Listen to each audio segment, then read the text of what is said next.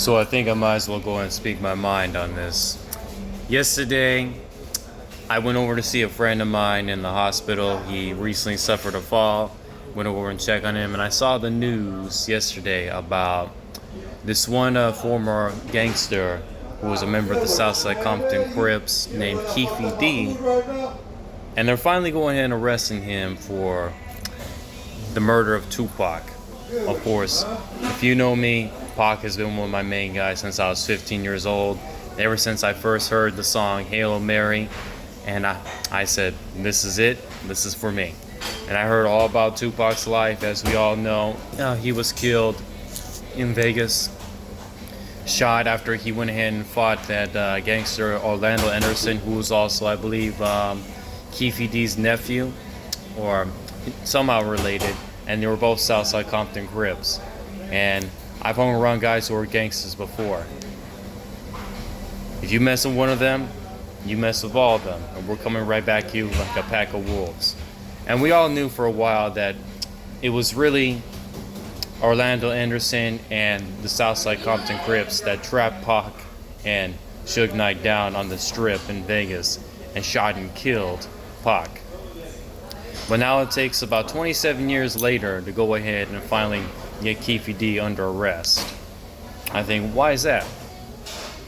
Why does it take such a long time for someone to finally get put to justice for laying to rest arguably one of the greatest rappers and one of the most influential artists and popular figures in music and art around the world?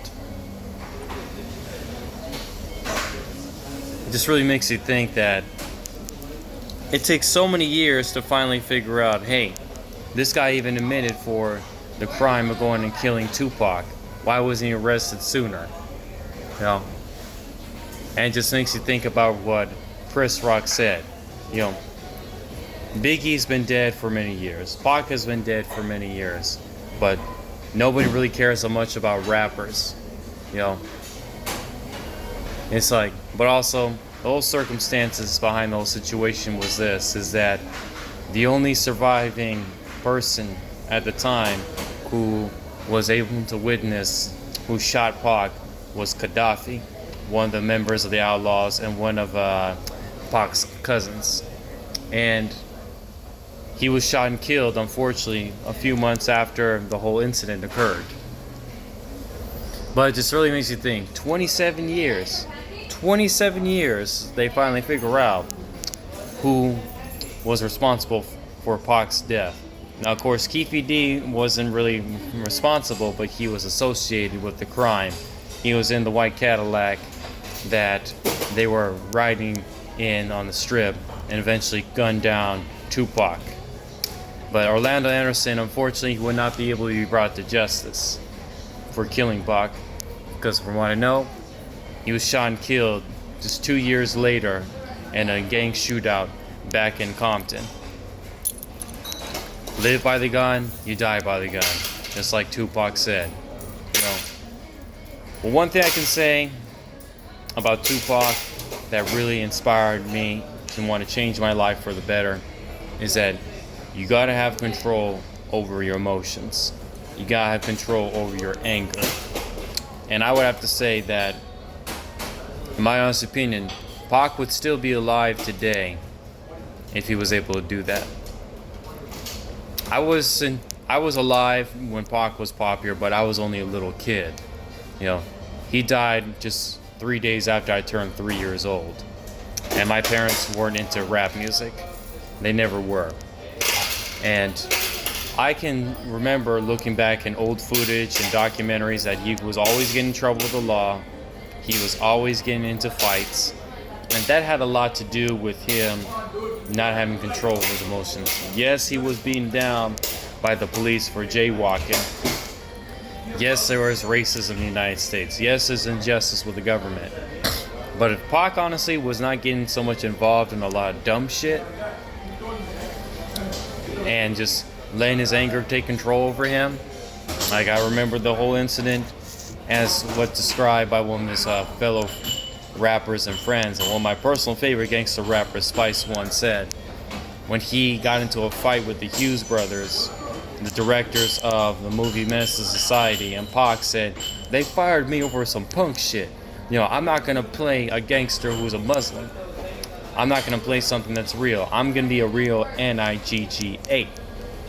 And he got into a fight with them on the set of the movie, and then he went ahead and beat him so bad that blood was gushing down their face. And he was in and out of jail for stupid crimes because of that. And that's what ultimately got him killed. If Pac didn't decide to go ahead and beat down Orlando Anderson just because he stole a chain from one of the guys from Death Row Records at the time, and he would just let other people who were directly involved in that situation get involved, he would still be alive. And who knows? He probably would have done more than just become one of the greatest rappers. He would have become a great actor. He would become more of a political activist. I mean, who knows? Maybe if he was alive, he would have become president of the United States. But I don't know. Given how his views were towards the United States government and society in general, I think he was too much of an outlaw and a rebel in order to be in that sort of position in life. Because he represented the thugs. He represented the outlaws. As in the whole code of thug life being the hate you give little infants fucks everybody. He represented the underdogs. He represented the undertakers. He represented those who were struggling. And I think he would have kept it real by reaching out to those people instead of choosing to become more so part of the elite. Even though he had his associations a little bit with them, he still was a guy who remembered where he came from. But I would have to say that, whatever Keefy D, getting back to him, has going for himself, whatever he's going to be charged for and whatever he's going to be sentenced for, he had it coming. Hopefully justice will finally be brought upon those who were associated with the death of Tupac. But just let Tupac's life be a source of great inspiration, but also a cautionary tale. Very talented, very gifted, very intelligent, a lot of great potential. But the control of your emotions is what's going to take you far. I've went ahead and had not as much control of my emotions before in the past. I've gone ahead and I've done stupid things. I've gone off on people. I have a side of myself as I'm learning to go ahead and tame. But with that, and utilizing the energy rather than getting angry about the problem, but solving the problem and keeping level head and composure over everything, like what I'm going through with family and what I'm going through work, keeping and maintaining level-headed composure and doing the right thing is what's going to take you far in life.